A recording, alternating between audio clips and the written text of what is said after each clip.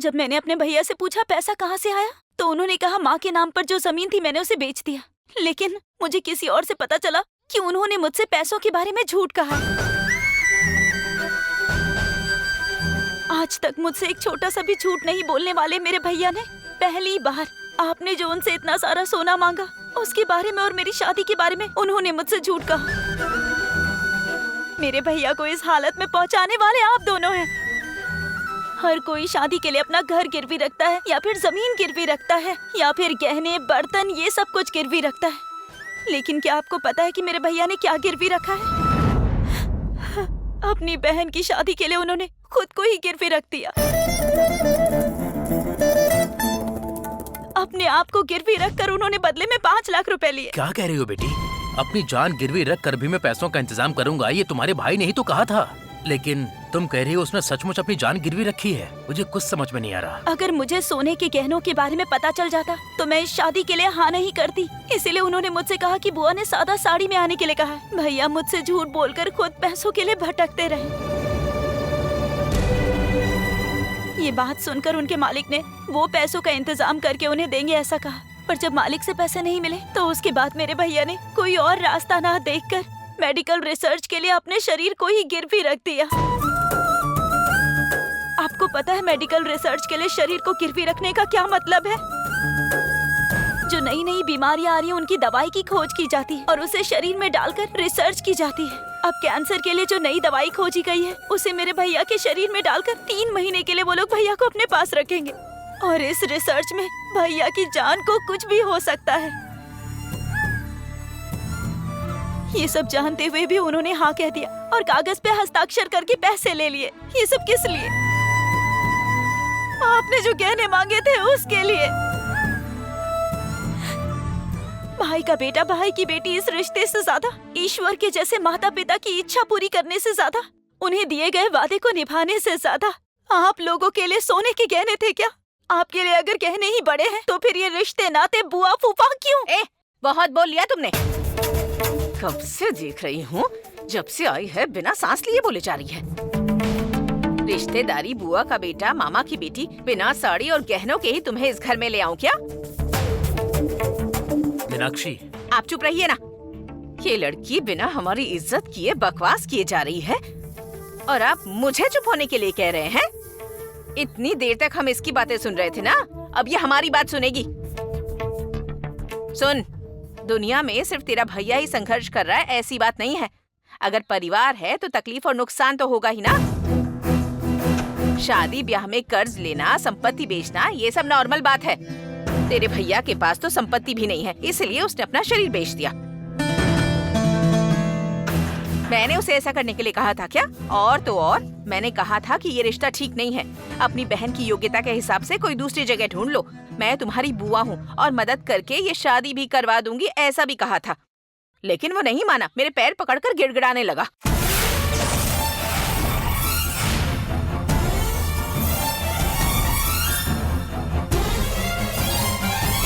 मेरे बेटे को 800 ग्राम सोना मिल रहा है और तुम लोग सिर्फ 200 ग्राम दे सकते हो। ये पूछने से पहले ही तुम्हारे भैया ने 200 ग्राम दूंगा कहकर वादा कर दिया। मैंने 200 ग्राम देने के लिए तुम्हारे भैया से नहीं कहा था।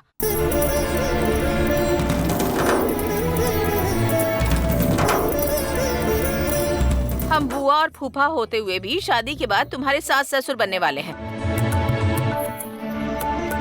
इस घर में तुम्हें ही रहना है। शादी के बाद यही तुम्हारा घर संसार होगा।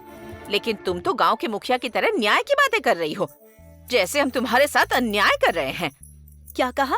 ये वो घर है जहाँ मुझे रहना है? सपने में भी ऐसा मत सोचिएगा।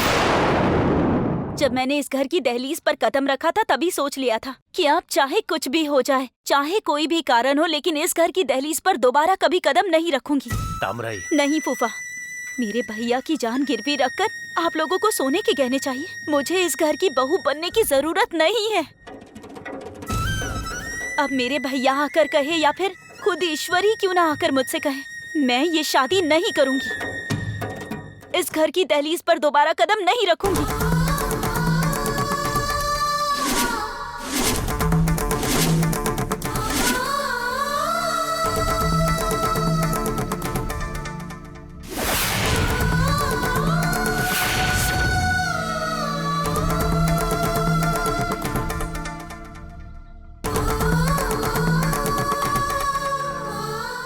कहकर तुम्हारी बहन यहाँ से चली गई। बड़ों से कैसे बात करनी चाहिए, जरा भी तमीज नहीं है उसे। अच्छा तुम ही बताओ, तुमने पूछा तभी मैंने कहा था कि ये रिश्ता ठीक नहीं है ना? तो तुम ही मेरे पैर पकड़कर गिड़गिड़ाने लगे। 200 ग्राम दूंगा कहकर राजी हो गए। लेकिन तुम्हारी बहन तो ऐसे बात करके गई है जैसे मैंने तुम्हारे साथ जबरदस्ती की। अब तुम ये शादी करवाना चाहते हो तो इसमें हमारी क्या गलती है बताओ? तुम जो गिड़गिड़ाए उसे देखकर मैंने सोचा कि भाई का बेटा है, इसलिए मैं तुम्हारी बहन की शादी के लिए मान गई और तुम्हारी बहन ने हमारे साथ ऐसा किया। बहुत अच्छा लगा। उसकी बातों से ही लगता है कि वो लड़की बहुत झगड़ालू है। अगर इस घर की बहू बनकर आती ना तो बस ऐसा बहुत हुआ। तुम्हारा साथ नहीं चाहिए हमें। तुम्हारा और हमारे परिवार का कोई संबंध नहीं। ना लड़की चाहिए और ना ही रिश्ता चाहिए।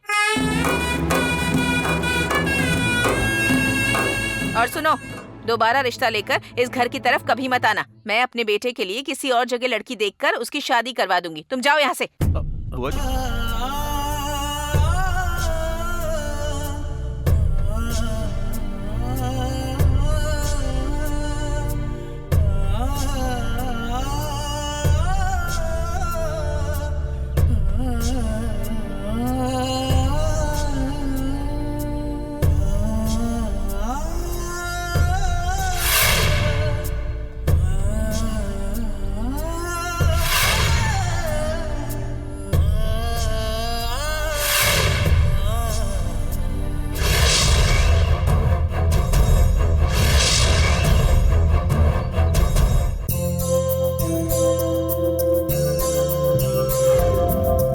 बाल बच्चों वाला हूँ। महाराज इसका जवाब ये नहीं है। नहीं महाराज, वो आपने पुरुषत्व गौरव के बारे में बात करी थी ना महाराज।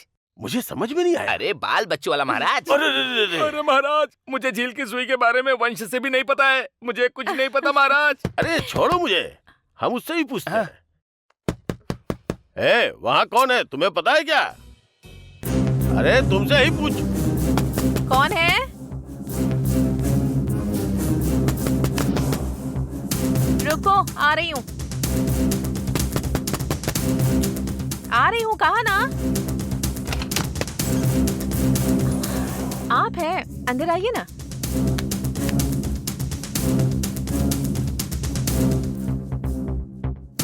कॉफी बनाकर लाऊं क्या? वो सब नहीं चाहिए मुझे। क्या बात है? आप ऐसी बातें क्यों कर रहे हैं? तुमने ऐसा क्यों किया? तुमने ऐसा क्यों किया? ये आप क्या कह रहे हैं? मुझे सच में कुछ समझ नहीं आ रहा। नाटक मत करो। जो बात हम दोनों को पता थी वो तामराई को कैसे पता चली? आप क्या कह रहे हैं? कसम से कुछ समझ नहीं आ रहा।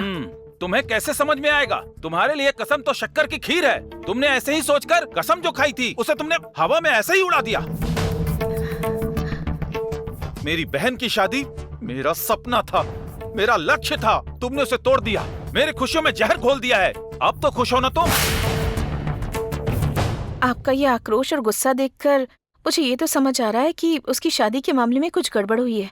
लेकिन जो भी हुआ उसके लिए मैं जिम्मेदार नहीं हूँ। जो हुआ उसका कारण तुम ही हो। मैंने चिकित्सा अनुसंधान के लिए कहकर 5 लाख रुपए लिए थे। ये मुतैया को भी नहीं पता था, सिर्फ तुम्हें पता था। और ये बात तामराई को पता चल गई और वो बुआ के घर जाकर शादी तोड़ कर आई है। जिस दिन मुहूर्त तय करना था उसी दिन मेरा मुंह काला कर दिया।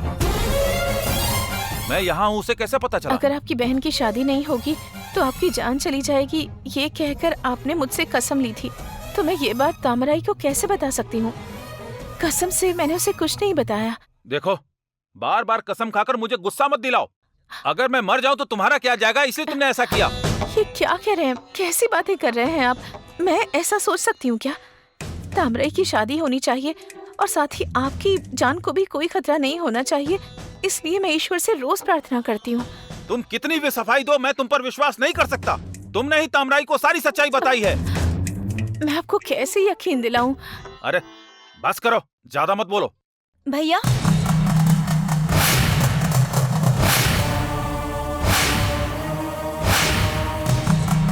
तुम चिंता मत करो माँ, मैं भैया को सच्चाई बताती हूँ।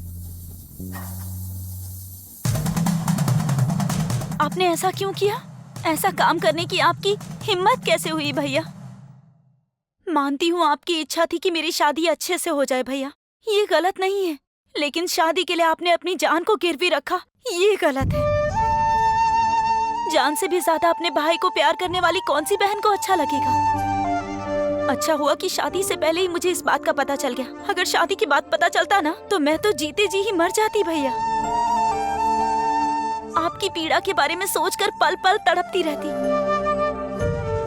क्यों उमा, तुम्हें तो सारी सच्चाई पता थी ना, फिर भी तुमने मुझे सच्चाई नहीं बताई। मेरे भाई की जान से ज्यादा तुम्हें भी शादी जरूरी लगती है, या फिर तुमने ऐसा सोचा होगा कि कोई कुछ करे मुझे उससे क्या। तामराई, तुम्हारे भैया कह रहे हैं कि तुम्हें सच्चाई पता चली, इसकी जिम्मेदार मैं हूँ। अब तुम भी मुझे ही दोष दे रही हो। तुम दोनों ने जो बात मुझसे छुपाई, उस सच्चाई को मुझे किसने बताई आप लोगों को पता है? ब्रोकर कंदसामी ने।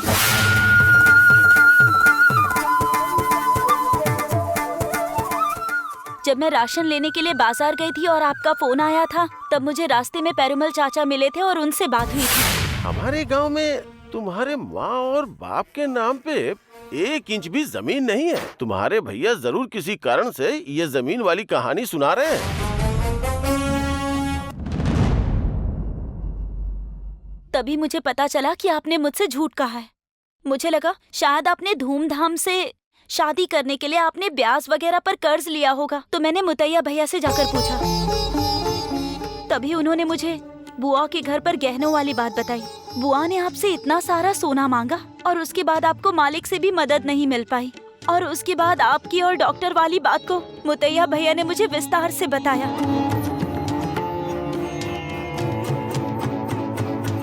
पता है, वो भी सोच रहे थे कि आप माँ की जमीन को बेचकर पैसे लाए हो। और फिर मैंने उन्हें पेरुमल चाचा से मिलने की बात बताई। तभी उन्हें भी शक हुआ और उन्होंने ब्रोकर कंदसामी को फोन करके सच्चाई पता की। और उसके बाद मैं राजपलयम गई और बुआ से मिलकर शादी तोड़ कर आई हूँ। वो भी सोच रहे थे कि आप माँ की जमीन को बेचकर पैसे लाए हो। और फिर मैंने उन्हें पेरुमल चाचा से मिलने की बात बताई। तभी उन्हें भी शक हुआ और उन्होंने ब्रोकर कंदसामी को फोन करके सच्चाई पता की। और उसके बाद मैं राजपलयम गई और बुआ से मिलकर शादी तोड़ कर आई हूँ। जब लोगों के पास पैसे और सुविधा आ जाती है ना, तो सब कुछ भूलकर लोग अपना रंग दिखाते हैं। उस बुआ के घर में मैं कैसे खुश रह पाऊंगी भैया? आपने अपनी जान दांव पर लगाने की हिम्मत कैसे की? ये सब तुम्हारी खुशी के लिए किया है बहन। तुम पनीर को बहुत पसंद करती थी, इसीलिए मैंने ऐसा फैसला किया था कि तुम दोनों की शादी करवाऊंगा मैं। ये आप क्या कह रहे हैं? मैं पनीर को पसंद करती हूँ? मेरे मन में पनीर है, ये आपको किसने कहा भैया? ये क्या कह रही हो तुम पनीर से जो बातें करती थी वो सब। वो बुआ का बेटा है, इसीलिए मैंने उससे 2 बातें की और वो भी आपके कहने पर भैया।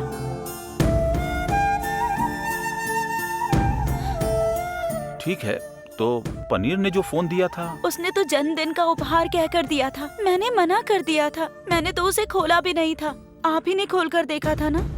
मैं मना करती रही और आपने ही मुझे दिया था ना भैया। तो फिर तुमने अपनी दोस्त सुगंधी से पनीर तुम्हारा दूल्हा है ऐसा क्यों कहा? आप कहते रहते थे, इसीलिए मैंने कह दिया।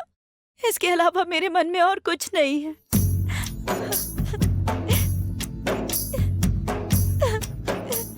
मेरे मन में पूरी तरह से सिर्फ मेरे भैया, मेरे पिता, मेरी माँ और मेरे भगवान है। मेरा विश्वास कीजिए भैया, विश्वास कीजिए मेरा।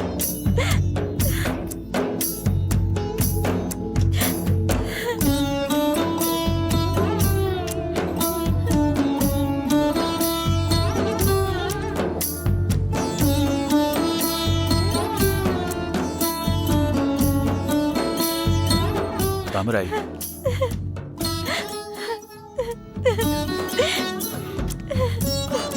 उमा, मैंने तुम्हें गुस्से में जो भी कुछ कहा उसके लिए माफ कर देना। ये क्या कह रहे हैं आप? मुझसे माफी क्यों मांग रहे हैं? भैया, पहले वो 5 लाख रुपए जाकर डॉक्टर को दे दीजिए और हस्ताक्षर किया हुआ कागज फाड़कर फेंक दीजिए। हाँ, पहले वो काम कर लीजिए। चलिए भैया। चलता हूँ माँ।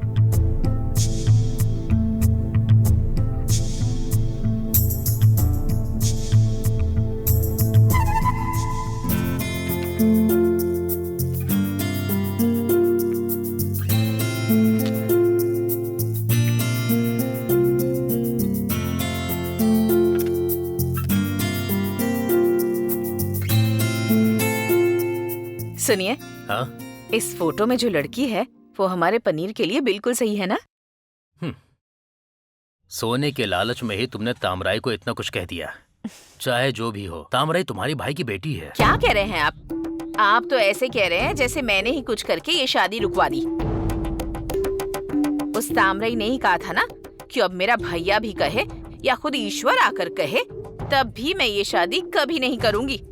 और अब आप मुझ पर दोष लगा रहे हैं। तुमने मेरा मुंह तो बंद कर दिया, तुम्हारा बेटा आएगा, उसका मुंह बंद कैसे करती हो देखता मैं हूँ। उससे बात कर लूंगी, आप जरा शांत रहिए बस। माँ, क्या हुआ माँ? ज्योतिषी और पूरसु भैया आए थे, सगाई की तारीख तय कर दी होगी ना? नहीं बेटा, तय नहीं की।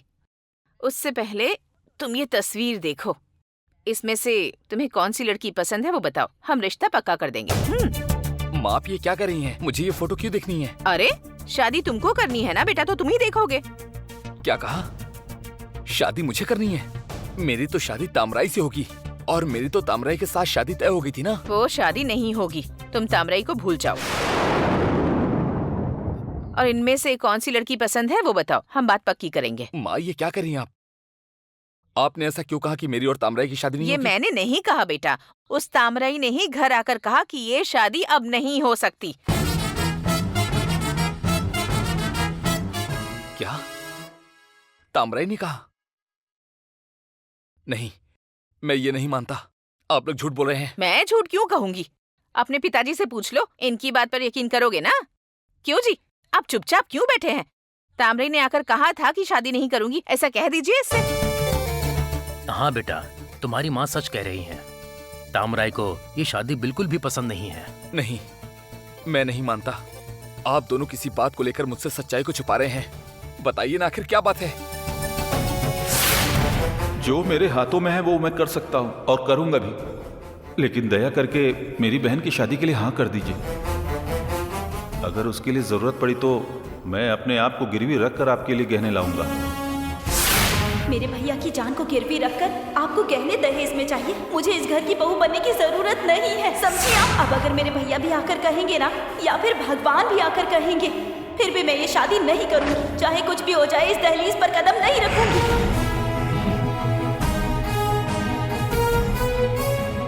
तामराई ने जो गुस्सा किया उसमें उसकी कोई गलती नहीं है। आप लोगों ने उसके भाई से 200 ग्राम सोने के गहने क्यों मांगे, बोलिए? क्या बोल रहा है तू? और मैंने उससे कब गहने मांगे? मैंने कहा था कि दूसरी जगहों से तो 800 ग्राम गहने मिल रहे हैं। उसने खुद आगे बढ़कर कहा कि 200 ग्राम गहने दे दूंगा। माँ, बस बहुत हुआ। आप सबकी तरह मुझसे बात मत कीजिए। मुझे तामराई एक साली में है तो भी चलेगी। मुझे एक तिनका भी सोना नहीं चाहिए। अरे अगर तुम उस लड़की से ऐसे ही शादी कर लोगे तो दुनिया वाले कहेंगे कि तुम में ही कोई कमी है। दुनिया क्या कहेगी मुझे परवाह नहीं है माँ, मुझे बस तामराई चाहिए। जो घर आकर बिना हमारा आदर करके चली गई, उसे दोबारा इस घर की बहू बनाकर कैसे ला सकती हूँ? तामराई को ऐसा बोलने वाला आपका लालच है माँ। तो फिर अंतिम फैसला क्या है? तामराई के साथ ही मेरी शादी होनी चाहिए। वो नहीं होगी। होके रहेगी। मैं जाकर तामराई और उसके भाई से बात करके आता तुम हूँ। मेरी मर्जी के बिना उससे शादी करोगे? अगर ऊपर से आकर भगवान भी कहते हैं कि आपसे तामराई ने ये कहा है कि ये शादी नहीं होगी, तो अब मैं कहता हूँ अगर मुझे भगवान ने भी रोका तब भी मैं तामराई से शादी करके ही रहूंगा, समझ गई ना? मैं अब दोबारा इस घर में नहीं आऊंगा। आऊंगा तो तामराई के साथ। अरे अरे कहाँ जा रहा है पनीर? अरे क्या जी?